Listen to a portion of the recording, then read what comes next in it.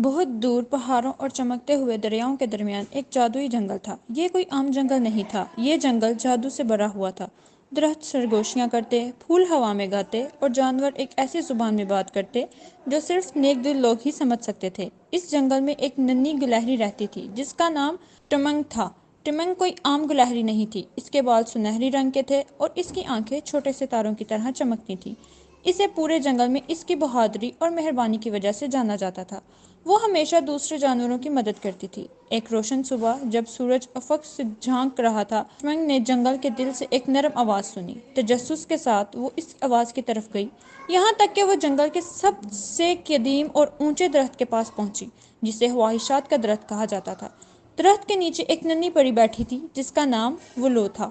اس کے پر ٹوٹے ہوئے تھے اور اس کی روشنی مدھم تھی۔ ولو، کیا ہوا؟ ٹمنگ نے فکر مندی سے پوچھا۔ ولو نے روتے ہوئے کہا، ایک ظالم جادوگر نے میرے پروں پر جادو کیا ہے اور میں اب اڑ نہیں سکتی۔ اگر میری جادوئی طاقت ختم ہو گئی تو جنگل کا جادو ختم ہو جائے گا اور تمام جانور بات کرنا بھول جائیں گے۔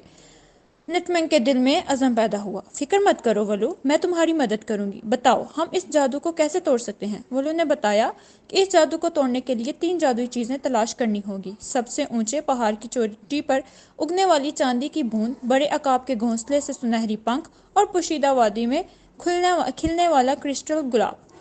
ٹمنگ بغیر کسی ہچکچاہٹ کے اپنی مہم پر روانہ ہو گئی۔ سب سے پہلے وہ سب سے اونچے پہاڑ پر چڑھی۔ یہ سفر مشکل تھا، سرد ہوائیں اور کھری چٹانیں، مگر ٹمنگ کے ارادے مضبوط تھے۔ آخرکار اس نے چوٹی پر چمکدار چاندی کی بوند ایک پتے پر چمکتی ہوئی پائی۔ پھر ٹمنگ بڑے عقاب کے ساتھ گھونسلے کی طرف گئی جو آسمان میں بلند تھا۔ اس نے عقاب سے سنہری پنکھ کے لیے درخواست کی اور اپنی مہم کے بارے میں بتایا۔ عقاب ٹمنگ کی بہادری سے متاثر ہوا اور اس نے نرمی سے ایک پنکھ کھینچ کر اسے دے دیا۔ آخرکار ٹمنگ پوشیدہ وادی کی طرف گئی جہاں کرسٹل گلاب اگتا تھا۔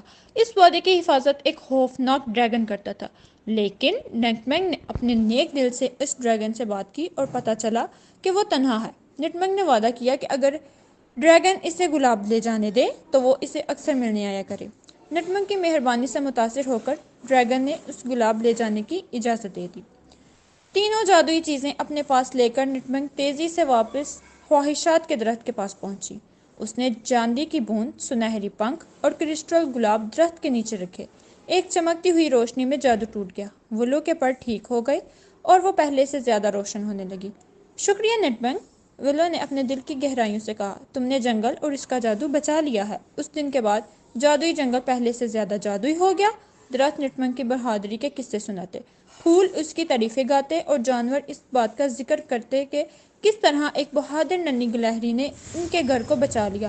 اور ٹمنگ، وہ ہمیشہ کی طرح ایک سنہری گلہری رہی جو جانتی تھی کہ بہادری اور مہربانی کے ساتھ سب سے چھوٹا جانور بھی بڑا کارنامہ انجام دے سکتا ہے۔